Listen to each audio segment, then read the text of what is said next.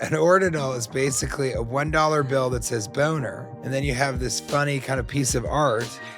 But if you go to a store or something, you can still buy something with that dollar. It's still the dollar. The reason people don't want to get into crypto or blockchain is because it seems too overwhelmingly complicated. Yep. And so what you need people to do, and what I think you're good at, and what I think I am trying to do, is say, look, this isn't that complicated if you just start and go slow. That's it. That's all you have to do. Just learn a little bit, take a break. It is sort of the future, and you kind of want everybody to get on board. Did you study something to do with? No, I studied psychology with a concentration in persuasion theory and social influence, and then I had a minor in theater. Okay. Welcome to the Crypto Megan podcast. I'm your host, Megan Nilsson. I'm a high-end crypto and NFT portfolio and Web3 strategy consultant. I'm currently on a world tour as a Web3 keynote speaker at all the biggest Web3, tech, and fintech events around the world as an industry leader to educate anyone from beginner to C-level executive, and of course, to advocate for women in Web3. My mission is to inspire new people to get involved in the crypto and NFT space with quality, entertaining information they can trust as pioneers in this cultural and financial revolution, a paradigm shift.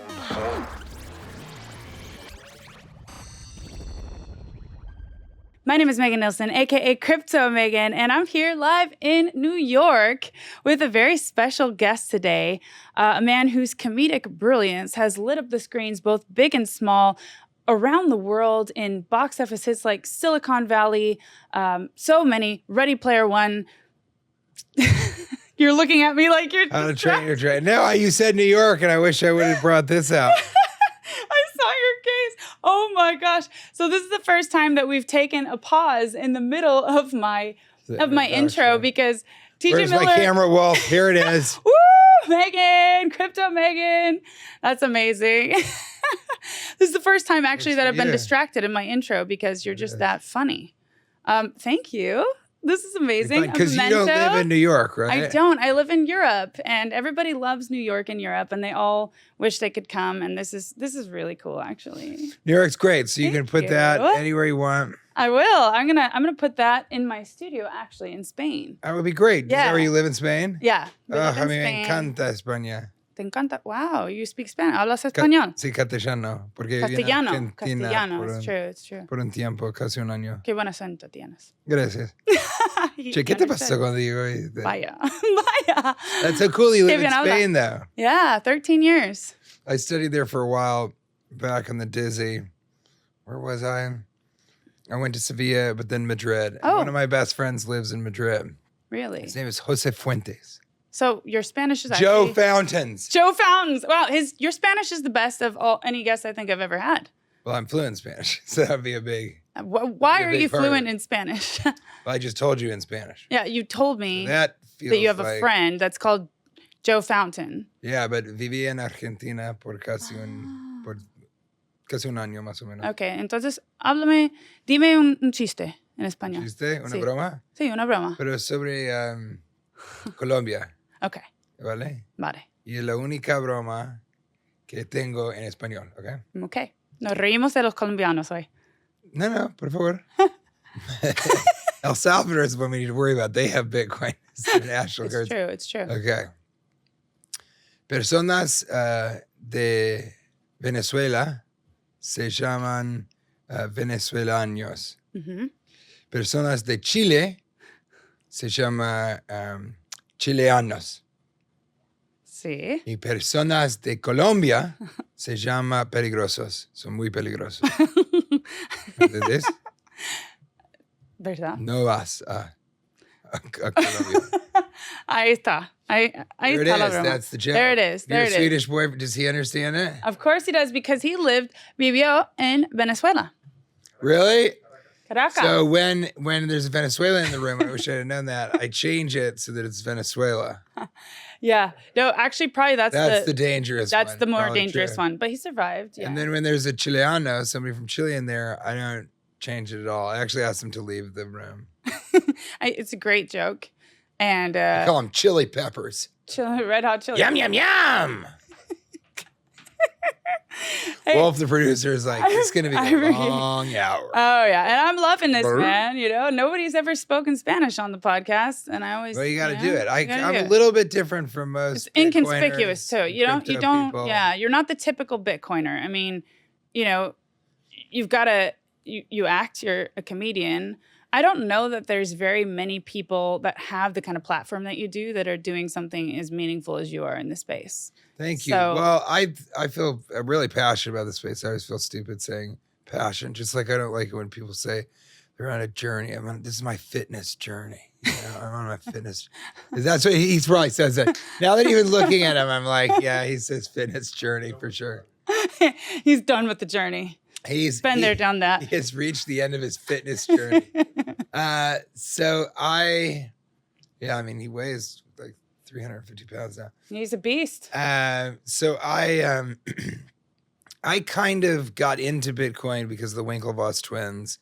They did a cameo on a show he did called Silicon Valley. Mm-hmm. And so I sort of met them there, but didn't really talk to them or anything. And then I ran into them with my wife, who I'm 11 days older than. I think they liked that. And they sort of, you know, you see them, you're kind of like, I think those are the Winklevoss twins. And Kate's kind of like, yeah, those are the Winklevoss twins, TJ. Nobody looks like that. Certainly not twice. Wow. And so they were so cool. We talked for a second. They were like, do you live in Los Angeles? I said, no, I hate Los Angeles. I live in New York. Do you guys live in San Francisco? They're like, no, we live in New York City. Ouch. So that was interesting. I'm from West Coast. I don't know if I. Well, they didn't have anything against it. It's just they were so excited that I was in New York because they love New York. Because they're New Yorkers. It's like a special kind of bond. Huh? Yeah, I think so. And so we decided, we went out to dinner, and then we kind of, a friendship sort of built with the four of us, actually. We went to King Kong together, the musical, because Cameron plays guitar, and his guitar teacher was in the pit in King Kong, and that was so cool. We got to go down into the pit. I'd never done that. That is cool. And then they came and see me do stand-up comedy, and then when they started their band, they sort of, we came and saw their first show. And then we actually saw their last show.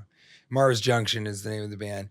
And so we saw, their first show, their last show, and I just thought it was so cool that they were doing that, because that takes a lot of balls. Am I allowed to cuss on here? You are. That takes a couple round fuckers downtown.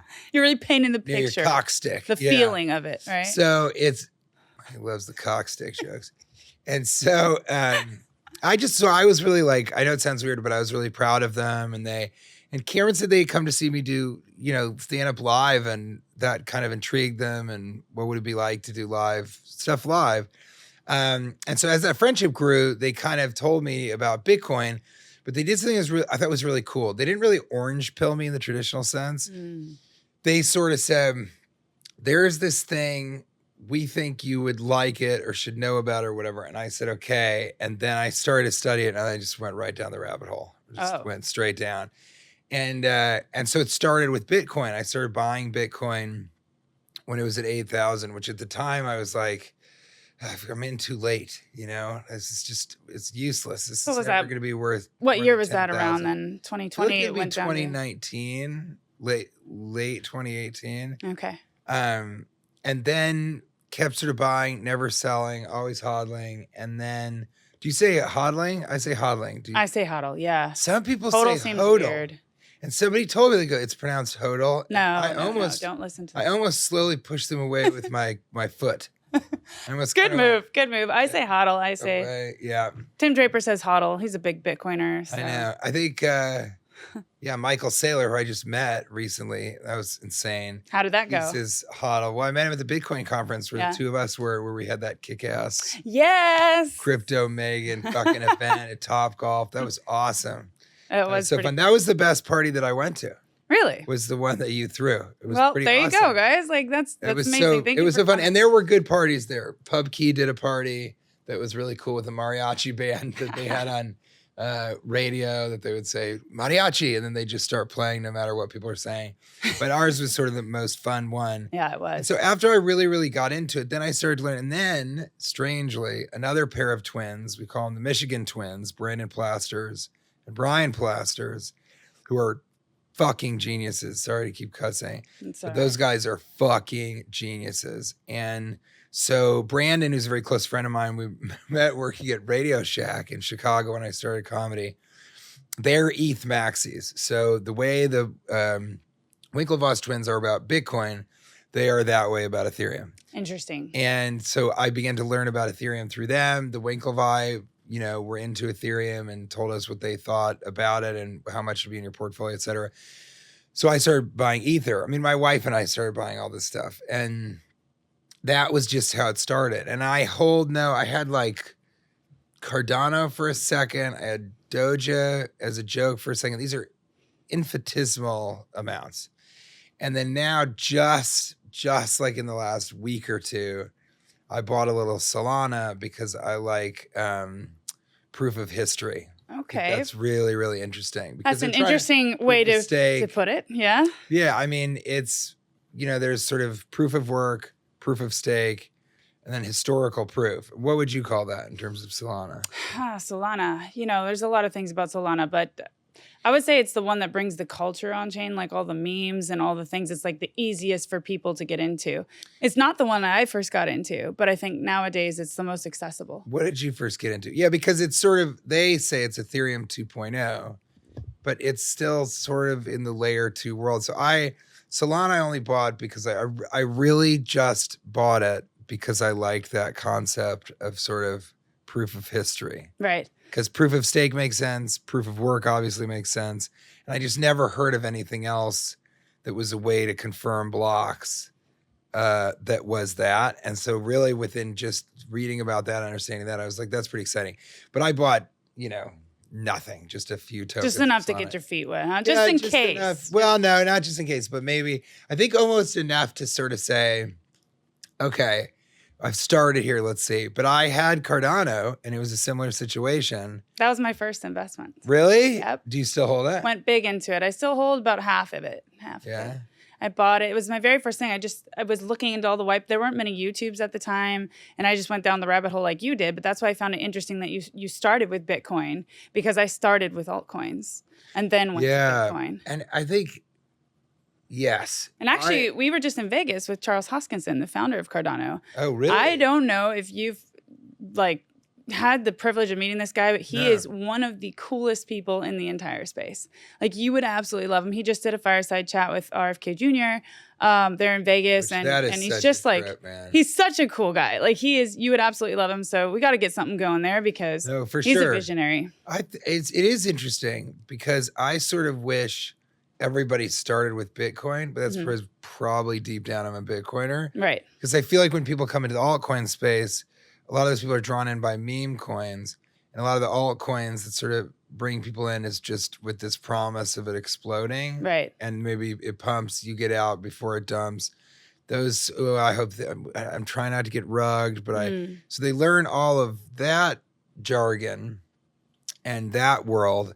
And I wish they would start with the thing that all of this started with, which is Bitcoin, and then come to understand Ethereum and then move on to the altcoins. But really, it doesn't matter. The only thing that matters is that blockchain is the future. It's happening right now. And it is so bizarre that like the majority of the population not only doesn't understand that, doesn't even know about it.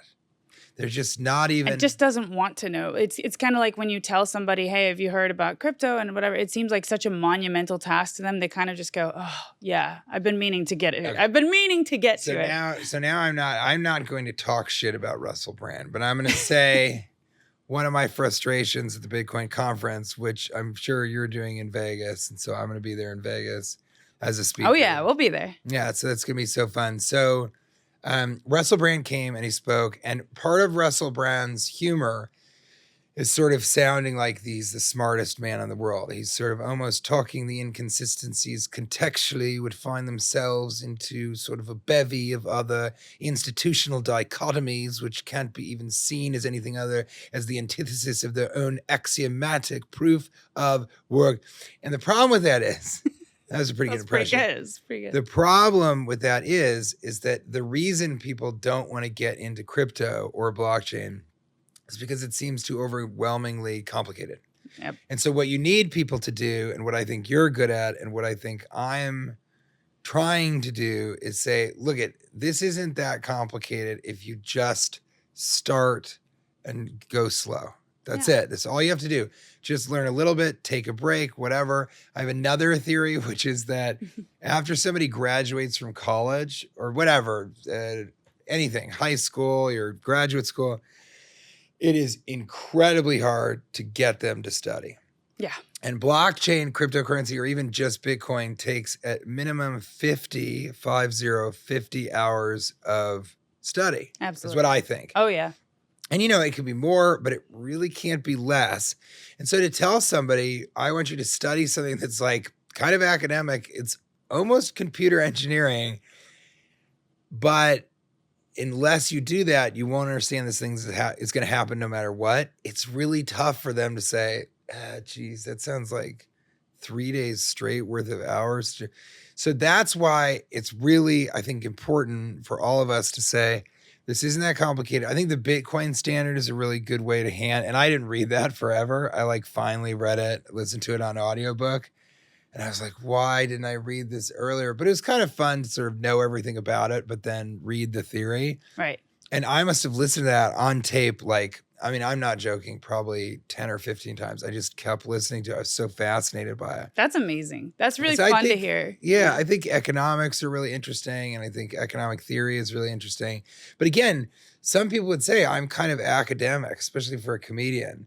I sort of am interested and I'm an intellectual. I've read all of Nietzsche's works. I Nietzsche. Wow. Okay. Yeah. And so I think it was easier for me than it is for other people. But we'll talk about how that intersects. What did you study? Did you study something to do with? I studied psychology with a concentration in persuasion theory and social influence. And then I had a minor in theater. Okay. So that's the Swedish tradition of theater. Is it Swedish tradition? I'm making fun of her my Viking husband person is her boyfriend guy. I won't call him Viking, but yeah, my Viking husband. A Viking person. Viking husband? Yeah. Married in Vegas. Really? Mm-hmm. 6 years ago, so it worked. He goes, Elvis. So it's tough to get people in, and so you should take it slowly and just start with Bitcoin as digital gold and then kind of build from there. But that's the other thing. I'm surprised you went into Cardano because that takes more, you're reverse engineering your understanding of blockchain. Well, I kind of sat there and I'm a very visual person. So what you described about going down the rabbit hole is exactly what I did. And my mom calls them benders. I'll just disappear for a couple of weeks and come back up. And she's like, are you finished yet? If I have a new concept I'm studying, or I just go deep into it. And I think that's what a lot of people's experience is when they get introduced to this world and they actually start to get involved, because you really can't stop once you get started. It's really amazing. It's really fascinating and it's so futuristic. I told Tyler Winklevoss once, the same for Cameron, I told Tyler, I said, I don't think you guys are like crypto people. I don't think you're Harvard men. I don't think you're investors. I don't think, and I named all these things. I said, I think you guys are futurists. And I think that's true. I think they talk about and think about things in a very futuristic way. And that's how they got to Facebook first. That's how they got to Bitcoin almost first, or early adopters. I want to say I'm really proud of myself for when you said you go on these benders and you go so deep on a subject. I'm proud of myself that I didn't mention your Viking husband's penis. Well, you did now, so you can't be proud of yourself anymore. Still proud. I only mentioned to talk about how I didn't say anything about wow. I mean, it's really hard to focus when you're bringing up jokes like that, but I absolutely love it because it just shows you have a God-given gift, okay? You're very funny. People. I'm a nihilist, so it's just really given to me by me. All right, so let's rephrase that. You have a given gift by... I like given gift. That's given it. gift. You have a given gift, okay? Old G and G. You're Music factory. Actually, somebody called. I had a meeting with one of the higher ups in this, an industry leader. I don't remember who it was, but in crypto. And I was talking about our event in Nashville. And they said, hey, that's all good. Great. Like, I want to hear more about it. But I just want you to know TJ Miller is my favorite comedian in the world. And his scene in X, Y, and Z was the funniest thing. He's just going on and on and on. So you have low standards. I mean, I don't even remember what he just said. Just like you. No. No offense. But so you have this intrigue to people, and now you're taking them on the journey into Bitcoin because you're funny and people want to listen to you, and they don't want to listen to the average person who makes it seem like complicated or just like they'll never understand. And this is what I love about Charles Hoskinson. He says, don't assume that everyone's too stupid to understand. People figured out iPhones. They figured out electronics. They figured out email. Yeah, for sure. Right? So yeah, I mean, I think that is the right way to look at it. And meeting with Michael Saylor, he sort of said, tell me your Bitcoin journey. Ugh, I just realized he used the word journey. But I thought it was interesting because then as I talked about it, I said a lot of what I've said. And then I realized pretty quickly that, you know, the Bitcoin turned into me learning about Ethereum, turned into me learning about other coins, but still being sort of a BTC, ETH, maxi. So I was still sort of just Bitcoin, Ethereum. That's why I think it's pretty crazy that I looked into Solana. Right. I was surprised to hear that a little too. bit also. But again, I liked that concept. And so my real question was, is this ever going to become more than an investment to me? Will it ever intersect with my job and my vocation? And then NFTs. And so all of a sudden there became a way to mint art on the blockchain. And the Winklevoss twins had acquired Nifty Gateway, and Nifty Gateway was just a great marketplace early on. These other marketplaces, OpenSea and a bunch of other ones, were kind of just really big, and Nifty was more of a they were more curated. It was a smaller marketplace. Mm. And then the twins sort of said to me, you know, you should make an NFT. And I hadn't totally thought about it. I understood that there was, when they said that, and they said, you can put it on Nifty Gateway. I went, okay. And so I made the first NFT by a comedian, or an actor or anything. And it was two, and I'll put links to it. But it was two sort of 3D motion pieces. One was a Rubik's Cube with all of my a couple different roles that I had. And then it turned into my license, which is the punchline of a stand-up bit. So my stand-up bit is the audio during that. Cool. And so then, was that a collectible, or were they able collectible. To? Okay, cool. And then the second one was a slot machine that it pulls and it puts different movies that I was in. So it does Yogi Bear 3D, the Emoji Movie, and then Deadpool, maybe one other one. And I forget which one.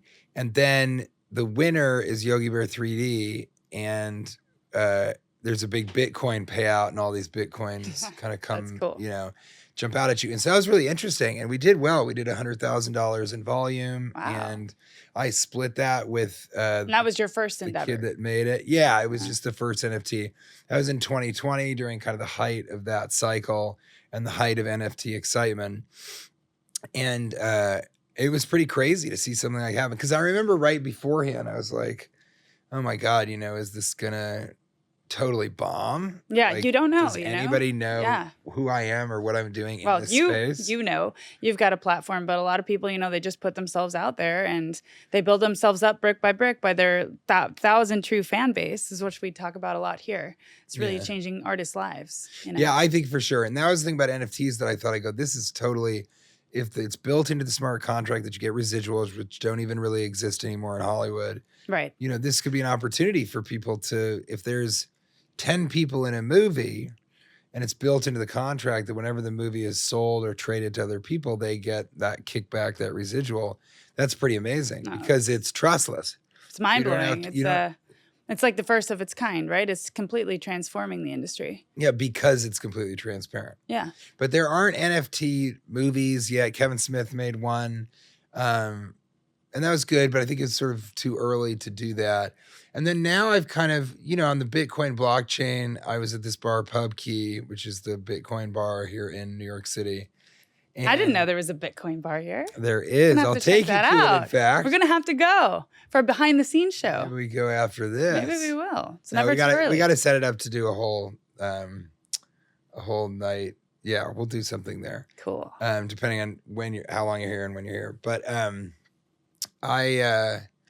so PubKey was sort of a place where they are all Bitcoin maximalists and they don't do anything on the Ethereum chain. And I recently just shot the first comedy special as an NFT. Wow. And so I thought, well, maybe I could do it at your place. They go, no, it's not on brand. It's got to be on the Bitcoin chain. I said, well, you can't do NFTs on the Bitcoin chain. Oh, okay. And he said, so that is no, Ordinals.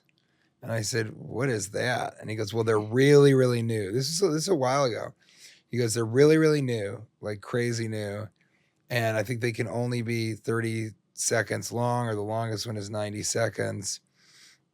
And I thought, okay, that's pretty cool, but what do I do with that? It seems like what I've already done on the NFT. And then Ordinals started to, see major inflows. People were buying more Ordinals than NFTs. Huge boom happened. Yeah, huge boom. And so then I still was kind of like, well, what would you do with this? And then to figure, because also the question is, what is the appetite? What is the market appetite?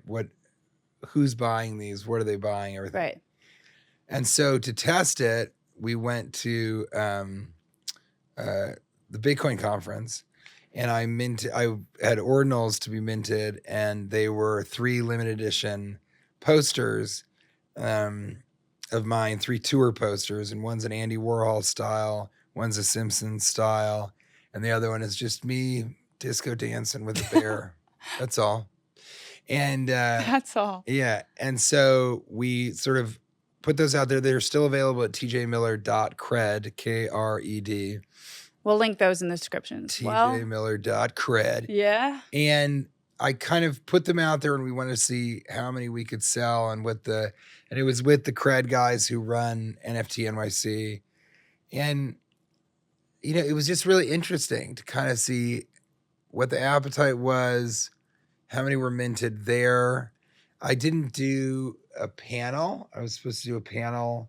And I was also supposed to do, I guess, the CoinDesk, live stream. Right. But I met Michael Saylor instead. I had the option of the two. And I said, I'd take that option. I got to meet him. He wanted to meet me. I got to meet him. Hmm. So what was interesting and what I hadn't thought about, because I find that happens a lot in this space, is you just don't know. You kind of just said this, so I'm going to steal it from you. You just don't know. You have absolutely no idea if something's going to work, if it's not. Were you right to choose this thing? Did they build this out correctly? You just don't know. Everything is in beta testing until it just actually happens. Yeah. And so the thing that I realized after doing the Ordinals was that you're dealing with heavy-duty Bitcoin people. Maxis. Yeah, mostly. Maxis. Right. At the Bitcoin conference. And those people don't sell Bitcoin. Well, that's actually quite an astute observation. I hadn't thought of that before. And so I hadn't thought of that either. Got to sell your Bitcoin to get the Ordinal, right? Exactly. So if you're selling the Ordinals in Bitcoin, then all the people that care the most about Bitcoin are not going to buy those things in Bitcoin. That's interesting. And if they were to buy Bitcoin to use it to buy my Ordinals, I really believe this, once they buy the Bitcoin, they're like, I just want to keep the Bitcoin. That's a really good point. So I had no idea about that. Now, that being said, what you can think of, and this is what I don't think people have been thinking of yet. Okay. That is that unlike NFTs, I don't think that Bitcoiners are thinking about Ordinals in terms of, you could literally think about them as Bitcoin because these are Satoshis that have been inscribed. They're stamped with the image, with the very small amount of video. And so it's still Bitcoin. Yeah, it's a little bit different from an ETH NFT because it actually is Bitcoin. And most of the NFTs are off chain. There's also the images aren't on chain, so they're not. If the company goes dead, what happens? Yeah, they can just take them or shut or down. Or there's no image attached then, Right, exactly. So once the Satoshi is inscribed, it's inscribed. And if you have it, you have Bitcoin. And so I don't know how long it's going to take, but I think it'll be a little while. And that's why I have another ordinal that I'm going to make and kind of just wait on. Right. I think it'll be a little while before Bitcoiners understand that if you buy an ordinal, you're basically exchanging your Bitcoin into the same currency, but sort of different. It's almost like wow, I've never thought about this before. Yeah, you're hashing out this idea, this will be building out in the open. This will be helpful. So you ever get $1 and somebody wrote something on it, like I love Melissa or Megan, did a deep dive on a Viking or whatever it is. The Viking is the one who should be doing the deep dives on Megan. Yeah, I like that combo better. But I saw it. This is so juvenile that this makes me laugh, but it really does. Let's hear it. Okay, so if you ever seen a $1 bill and then using the 1, they put a B and an R on either side. Have not seen that. So it says boner. I got to get out $1. I actually have $1 bill, so I'm going to have to look at that Maybe we this. can do that. Now, that's a federal crime, so I've never boned it up that way. But that's what this is. An ordinal is basically a $1 bill that says boner, and then you have this funny kind of piece of art. But if you go to a store or something, you can still buy something with that dollar. It's still the dollar. Right. So I think that in some ways... It's just pimped out. This is why, yeah, kind of. The pimped out Satoshi. Yeah, sort of. Right. And so I kind of, I never really thought about that. That is sort of exactly what it is. That's the exact analogy, is that you still have this thing that is Bitcoin. The difference is it can be worth more Bitcoin. So let's say there you go. You did the boner one. You hit it. And then it was signed by TJ Miller. Then you have that boner bill. You're like, I'm going to keep this. And then somebody might be like, hey, I'll give you $2 for that. You go, oh, okay. Yeah, maybe. It's also another way of putting it, I think is interesting, again, that I just thought of, is that it would be like somebody had a $2 bill, which is pretty rare and really cool. It is cool. Like if somebody had a $2 bill and then you were like, hey, I like that $2 bill. I'll give you $2 for it. And they're like, nah, it's like my lucky $2 bill. And they're like, all right, I'll give you $5 for it. And then the person's like, okay, yeah, I made $3. Yeah, so you're paying more for the actual currency. Bill, you're paying more money for the currency that is worth $2 because it's cool, because it's different. So it's essentially currency and a collectible at the same time. Exactly. That's what a $2 bill is. Mm-hmm. So an ordinal is sort of a $2 bill or a $1 boner.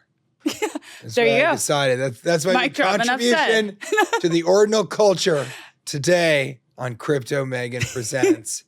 Never before heard. Bucket Nantucket. So there you go. Now you understand what an ordinal is from TJ Miller himself. This is your talent, you see? It's my talent. But what's funny is the fact that we're talking about this, and I'm like, yeah, I've never heard that analogy. Because I've read a fair amount about ordinals. Right. The fact that I've never really heard that analogy, and I just made it up, is a testament to how early we are in that whole thing. Like what I'm going to do with these guys ordinals bought, who are great. Oh, yeah. I love those guys. Yeah, Toby they're great. Toby. Yeah. Everybody loves Toby. Yeah, they do. Everybody loves all of them, but boy, does everyone love Toby. And Toby and the guys are sort of, they're at the forefront of this whole thing. And they made the largest video file that you can make.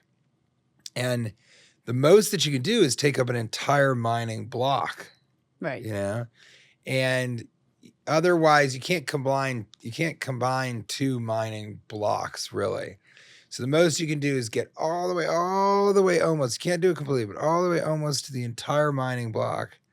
And what I'm going to do is a video project that will be the biggest video on the blockchain network of all time. Wow. And that's ambitious. I know. And it's related to my work in film. So cool. And so something like that. So I can't really talk about it. But it's almost like we're going to make that and have it. And then we have to wait until this cycle gets to a bull market level. And by that time, I think people will be. The novelty that was NFTs, golly. 2021. I was going to say. I remember it vividly. I know, but I was like, was I going to say like 4 years ago, 3 years ago? It feels like forever ago. It's when I was convincing my husband that he should buy 2 monkey JPEGs and why. And he stormed out of the room and he said, this is ridiculous. And I went back and I got my nails done mutant green. All right. I got in the mood. I put like jungle sounds on. I'm not kidding you. And I made this whole presentation about why NFTs were important, why we had to get in this club. And it was well before all the celebrities got in and stuff. And he's looking at it. He's like, all right, then why don't we buy 2? You know, like he went from, fuck you, basically, this is weird, to, oh, this is really, really amazing, because then he finally understood. So it's what you're saying. It's like, how do you frame this in a way that people understand and want to get on board? And once they do understand and it clicks, it's like, this is a no-brainer, right? In my NFT special, I have something, and people will be able to buy that and understand it. Again, we have to wait till the bull, we're having a really like strange pullback moment. But I explained in the NFT special how my father is like, can't you just take a screenshot of that? And then I have the NFT. Yeah. And I have this whole thing. I'll truncate it, but I'll just paraphrase it.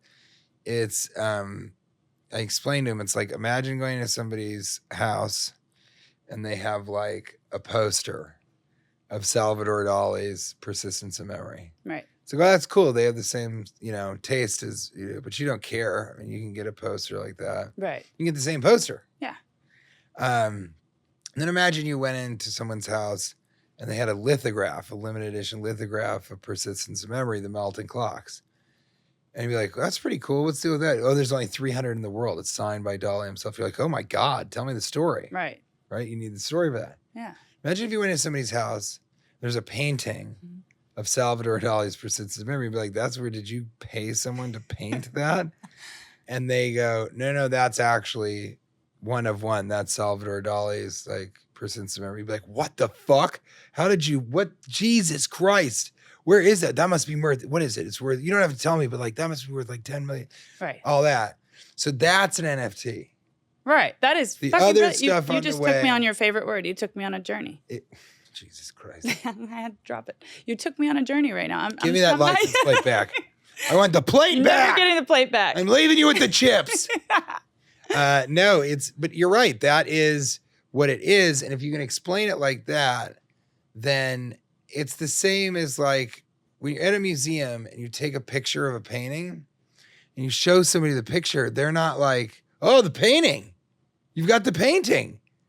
They're like, okay, cool, screenshot. That's it. Right. And in their minds, the only thing the screenshot is doing is making them want to be like, I wish I could see the real painting. Interesting. And it's very difficult for someone to understand that something that looks almost the exact same as something else, and one is the actual thing and the other is a copy.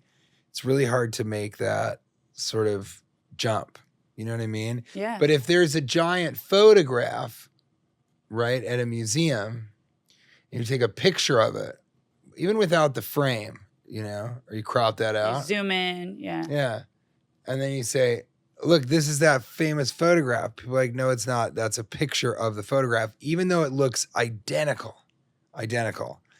And so that's a really difficult concept here. So now that I'm talking out loud, I think the hard thing about an NFT was to get people to understand individual digital ownership. Right, which is the North Star of Web3, by the way.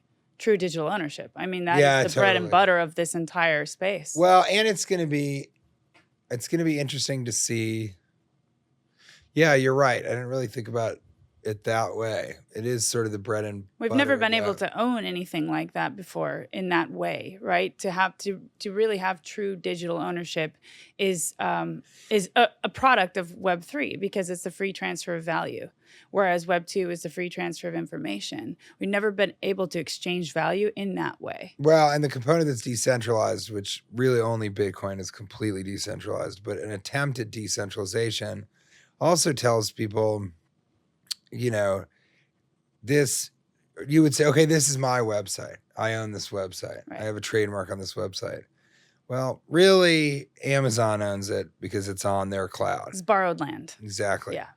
And so you're right, to really be able to own something outright and have a Web3, this chain that proves ownership, that anyone can see who owns it, all of that stuff. You don't have to go to get the land title from the bank to show the person Right.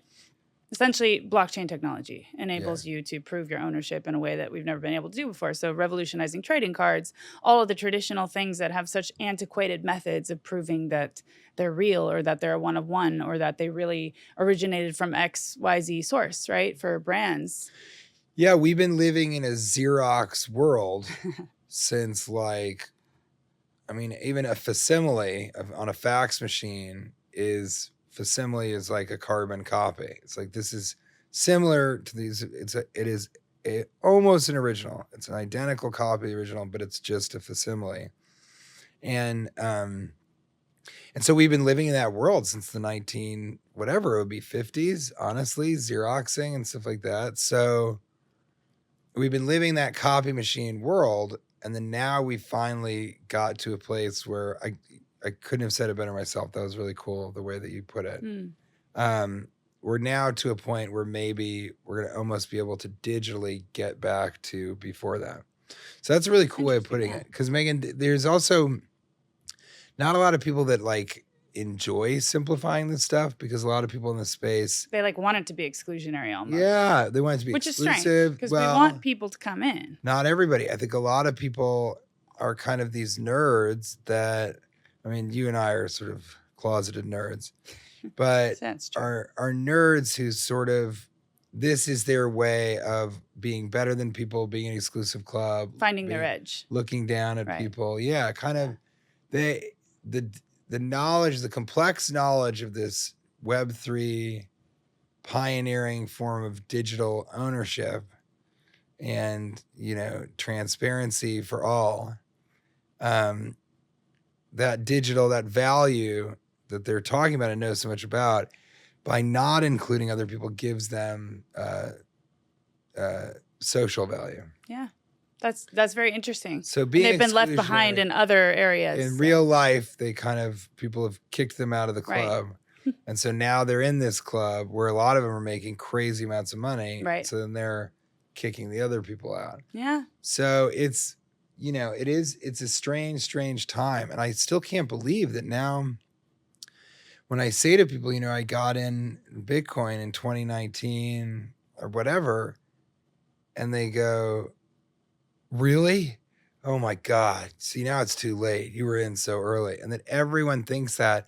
And that I wish, you can't, because everybody's journey is different. But I wish that I had really listened to the Winklevoss twins, who just say, it's always a good time to buy Bitcoin. Absolutely. Anytime is a good time to buy Bitcoin. I still tell people that, and they just have a tough time understanding. I have one guy that I work with, this guy, Brian Plum, who's so fucking funny. He's a comedian. And Brian Plum, he's the only person I've been able to really orange pill, and he's dollar cost averaging. So he does, whenever he has a little bit of money, buy $10 worth of Bitcoin, or buy $100. And then he has fun because he doesn't sell it. Well, there's been a pullback. It's good. And when the market crashed down to 50 or 55, he said, oh boy, rough time right now. And I go, yeah, it's the perfect time to buy Bitcoin. Exactly. You double down, right? Like that. Actually, the dollar cost averaging is one of the only ways they've been able to reach the boomer generation. I said, hey, just think about it. Just zoom out. If this technology, this is what Tim Draper said, right? He's a Bitcoin, OG himself.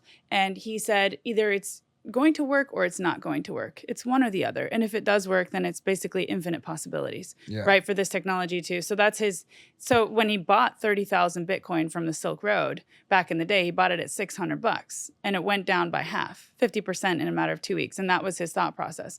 I'm buying this with a long-term vision of this is either going to succeed or it's not.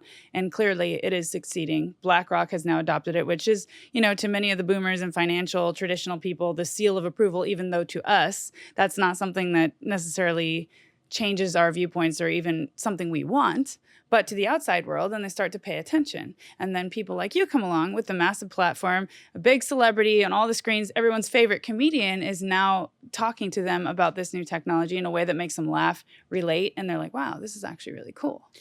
Yeah, and it's frustrating because I talked a lot about Bitcoin, and then we had an attempted kind of hack. We had pretty advanced hackers, or pretty intricate, or forgetting what they would say right now, but or it was a pretty sort of, they were very advanced. I'm forgetting the word right now, but basically they were very good hackers. Mm-hmm. And so then my wife kind of said, Kate, that's my wife, Kate said, you can't really talk about Bitcoin online anymore, And so now people couldn't really hack us, but it's really, I don't know. It's really hard not to talk about it. I've kind of gotten to a point where I sort of want to talk about it because I want to help people understand it. Right. And it is sort of the future, and you kind of want everybody to get on board. It's like, and not just but you want people to sort of, here we go. Let's all, let's be a part of this. And Bitcoin is its own thing, sort of. And then blockchain is kind of a completely other thing. But blockchain is kind of the future, and Bitcoin will remain so important. And what I was going to say is, when that ETF passed, the world changed. And I actually know Ophelia from 21 Shares. I interviewed her in Paris. Isn't she great? Ago. She's amazing. Yeah. I love her so much. So, she was one of the people that said, and she actually found out about Bitcoin from her mother. Oh. Is that crazy? My mom loves it too. I think there's something to say about that. Like, there really is, but she found out about it. Her mother, Lavinia, cool. Who's my was Kate's friend and mentor. And, when the ETF passed, we were so excited, and she'd been working on it for so long. And then I remember, and I'm going to be vulnerable right now, Crypto Megan. Okay, let's do it. I remember when it got sort of the all-time high. It was just rocketing, which was soon after the ETF passed, I think, right? Or was it before? It was right after. So when the Bitcoin ETF was announced, it kind of crashed a little bit, just like gold did when it was announced, and then it went on its tear. So when it went on the tear, I remember I was at home by myself, and I started crying, and I was like, why am I crying? And it was because for so long, when it was in the 20,000 mark, and everybody said, "Oh, crypto's over," I still have people all the time. I will say, "Oh yeah, cryptocurrency," and people will go, "Is that still a thing?" Have you ever heard that? Oh, I've heard about why are you still here? We figured you'd leave after all the crashes happened. Why are you still here talking about crypto and Bitcoin and all this? Why didn't you just disappear with the rest of them? It's really crazy. So people will say, "Is that still a thing?" I go, "Yeah." Is that still a thing? And in my mind, I'm going, "Good Lord God." And so, so it impacted you in such a way, like a full circle moment, Well, it's, oh my God, it's this moment where you're like, "See, I was right," and you're vindicated. Where for a year or 2 years or however long, I had sort of become, I think I was not the laughing stock of any. I think my parents, anyone who knew anything about me, was sort of like, let's just not talk about it. Yeah, I feel you, man. But I've of course never sold anything. Right. And so now we're back in the arena that I was before. When you're now a hero again, when before you're like, what's this Bitcoin thing? What's the deal? And I think though this next cycle, because now it's become clear to a much greater populace that there are going to be these crashes, and I think these cycles, but I think it's going to be less. So I think we're going to reach the top, and then instead of 20,000, our bottom will be closer to 50,000 or something like that. Yeah. I'm not exactly sure. Well, the hash ribbons, that is traditionally one of the biggest buying indicators long term. They fire off, and usually it doesn't go back below that indicator. It has 3 times out of all its iterations. It was right around $50,000. So I know exactly. It was right. No, but seriously, all these long term convergences and indicators and stuff that shows where Bitcoin could head in the next cycle. You're absolutely right. I think it'll become less and less volatile. Yeah, exactly. Especially because of the And as BlackRock helps teach people, you don't really sell this. It's like an investment like Apple stock that you just keep hold of, because although somewhat volatile, it will continue to increase, especially for younger investors. Yeah. And I think the problem with the Ethereum ETF is like they still have to teach people what is Ethereum and why would you buy that? And it's worth less money. And I thought erroneously that really early on, people would buy ETH really quickly because they would say, well, I can't afford a whole Bitcoin, but I can afford a whole Ethereum token. Right. But instead, Bitcoin has this brand name and it's, almost infinitely fractional. So that I think people are still going, well, why don't we get like $3,000 worth of Bitcoin instead of, why don't we get one ETH token? So I actually think it's going to take longer than I ever could have imagined, which still should hopefully be only a year. Right. But it's still going to take Feels like light year. Long time in a crypto space, 1 year, huh? Yeah, but it's it might take a while to get people to understand Ethereum. But then it's almost like they're trying to do a Solana ETF right now. Yeah. And it's like nobody that buys ETFs understands what the fuck Solana is. Yeah, they barely understand Bitcoin. Yeah. And I was going to say Ethereum, but you're right. They barely understand Bitcoin. Yeah. Can I ask you a couple questions? Do you trade?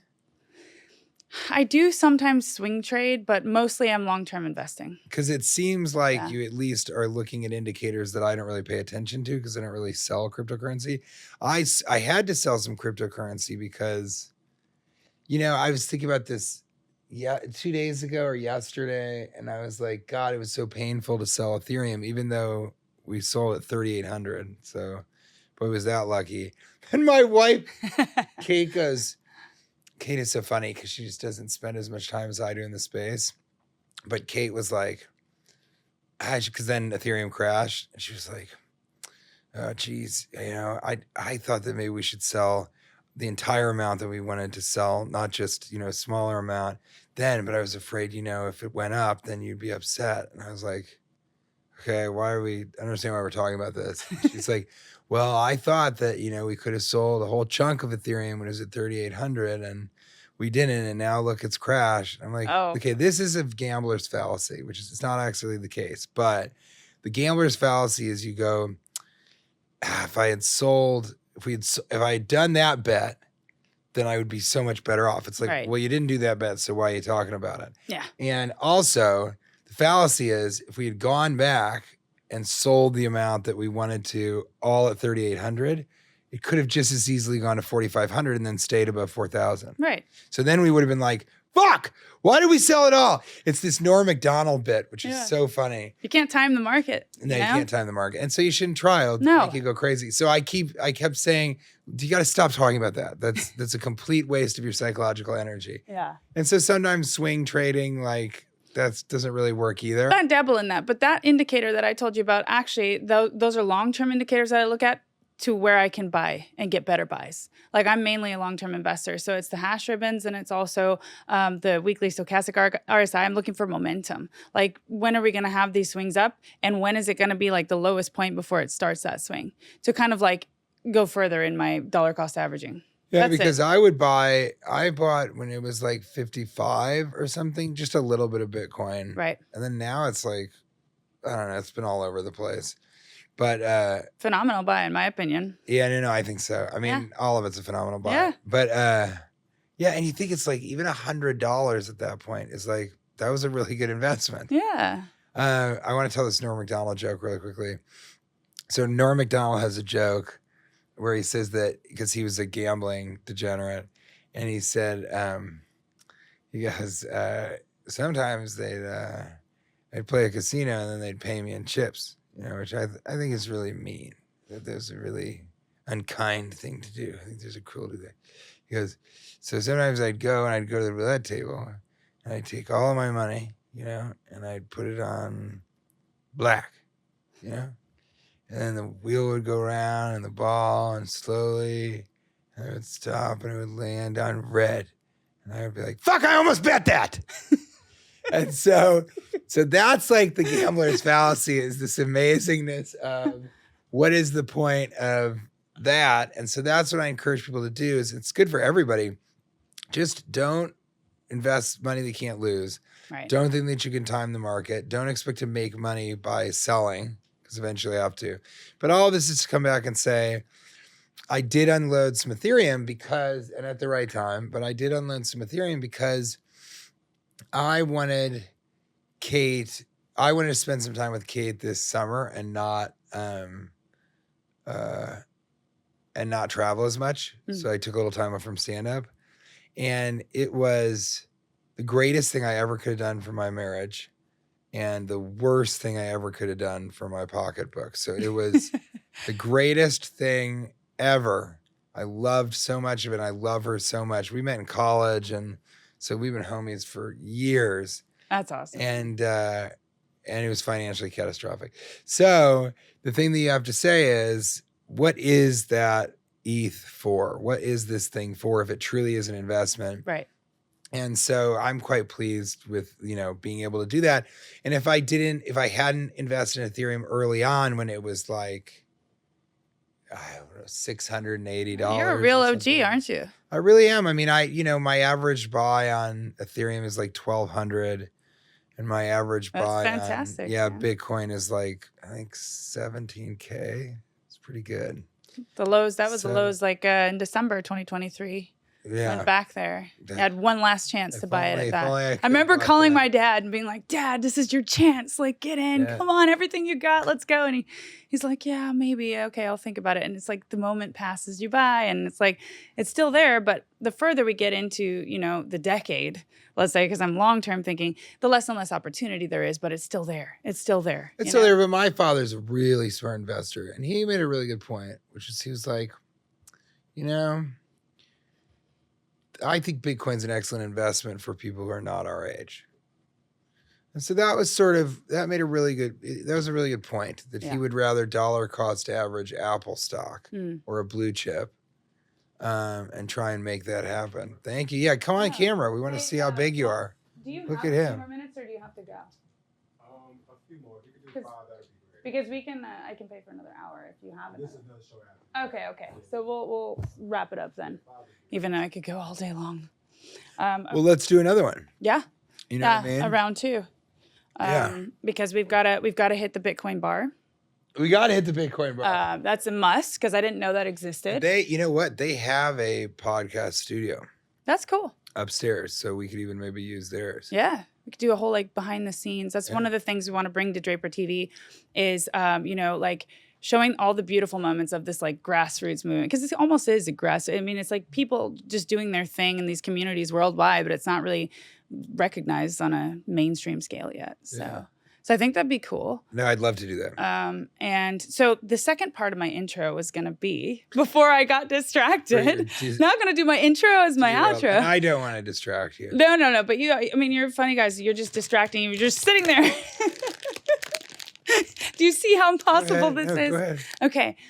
So I believe I was searching for your third movie, which for some reason I couldn't remember. Deadpool, that's right. And I don't know what you're eating, in Nantucket. Nantucket. That's right. This is how we started the podcast. South Wharf cocktail sauce crisps. That is really strange. We don't have this in California, or Spain, España. What do you think? Cocktail sauce.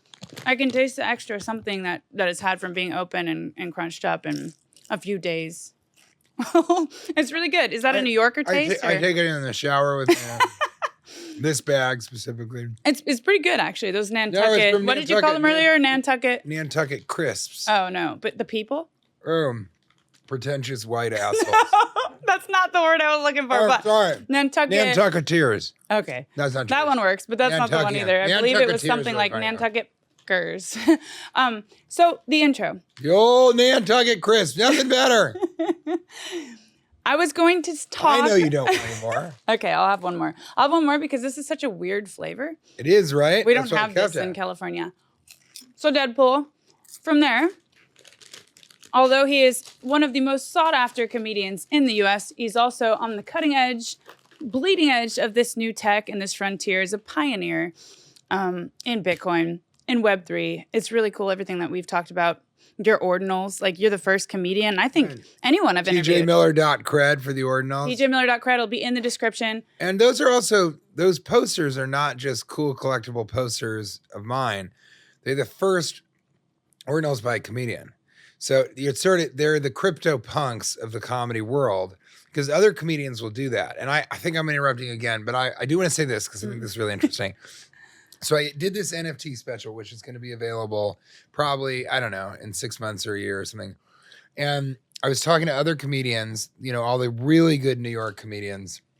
I think it was Mark Norman and Richie Redding, Ari Shaffir, a bunch of those guys. Mm-hmm.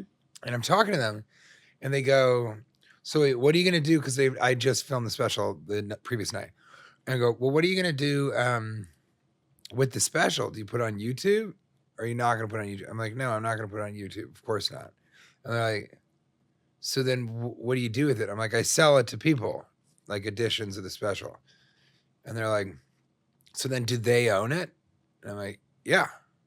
Like, so you don't own anymore. I'm like, well, if I keep the one of one, then I guess I own one of them, the original. Right. But I'll probably sell them. Like, and then you don't own it anymore. And I was like, no. And then they go, but what could stop them from putting on YouTube? And I was like, well, they could, but it would devalue their asset. And then their minds just melted. You could see them being like, because you've got this issue of, I'm talking about doing something the exact opposite. Before it was free exposure, right? Then ticket sales. Really. This is cost money, exclusivity, scarcity. You don't necessarily sell more tickets, right? But you're going to make money from the NFTs. And I didn't talk to them about it, but like this video ordinal that I'm trying to do, we will mint 1,000 and they might be $1,000, but that's it. And with that money, then I go and make the next ordinal. Same with the NFT. With the money from the NFT special, then I use that and go make the next NFT stand-up comedy special. No one is doing this. Huge disruption too. Literally, no one is doing this. Yeah. And so, and I was trying to explain it to them, but you can just feel they're like, I don't want to understand a different way of doing this. And so that's the challenge. You know? But the only way you can do it is just be the first. You're first. So it takes longer for people to catch on, but you are the first. And I like what you said about CryptoPunks. That's essentially where we are, right? With Ordinals is when CryptoPunks 100%. Started to be. I mean, this is the CryptoPunk. And when everybody had CryptoPunks, everybody was like, dude, what the fuck is this? So nobody got it. Nobody understood. Why are you buying it?